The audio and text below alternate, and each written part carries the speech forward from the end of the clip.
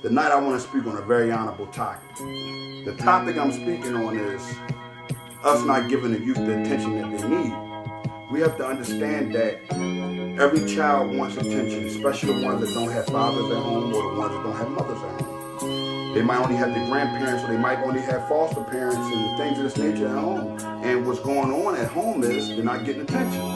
So us as the older guys, the quote-unquote gangsters and the good guys, or the quote-unquote superheroes of the neighborhood, are the ones that have to save these children. The reason why we have to do it in an attention form is because young people love attention.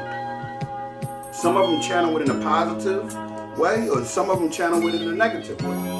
I'm concerned about the fact that a lot of these kids are being used and misinterpreted of how they should handle the street life. And I want to, get at, because I don't want to have nobody thinking that I'm giving out a map of how to survive in the streets on a negative form, because that's not what I'm about anymore. But I want to take y'all to The Wire, the series.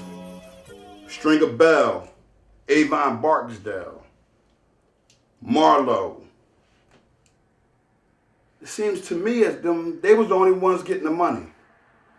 If you go back and look at this show, it'll kind of blow your mind, because it's almost like they're giving us a guide to a map, a direction of how to use the youngins as slaves. None of these people got a chance to go up the ladder in the movie. All of them was run the packs, watch the blocks, or watch the projects. You hold the money, you hold this, you do this. They was doing the hardest work getting these people rich. They didn't have a coin. That's what's going on in this society also. A lot of the youngins are running around. It's not drug dealing they're doing. They're actually on a program, I guess, to get a couple of dollars for a small portion of time. And then they're in jail real quick, juvenile facilities. No one's sending them no money when they go into juvenile facilities. They go to prison. When they get to adult prison, they don't have an understanding of it. No one's sending them no money to go to commissary. They're not able to talk to their family. Their family don't want to, send them anything, because it's like a lot of them was too hard-headed. Somehow, some way, they begin to be trapped.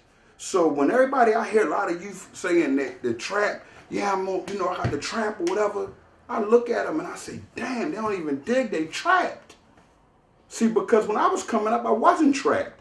I had an honorable understanding of what I could do and what I couldn't do, and I got a lot of money doing it at one time. It was 125 packs. It was 125. You bring back 100 and keep the 25. But I might have sold 90 of them in an hour.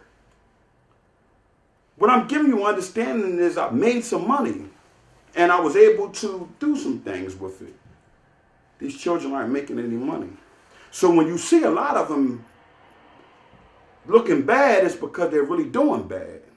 They're getting a small portion of what the quote-unquote OG has to give them. That's not honorable in my eyes. I know a lot of people probably going to look at this like, come on, man, you're giving them the game.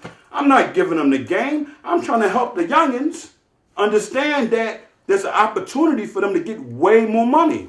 And that opportunity is them first going to work, filling out an application, and actually going to a job.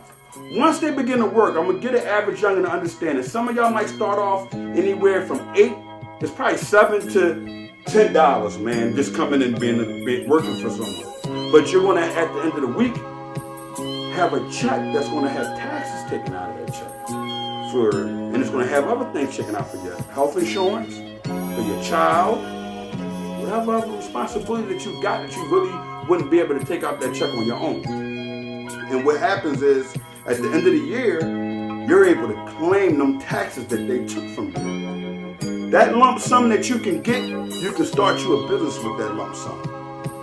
In Philadelphia, Pennsylvania, right now, business commercial activity licenses are free.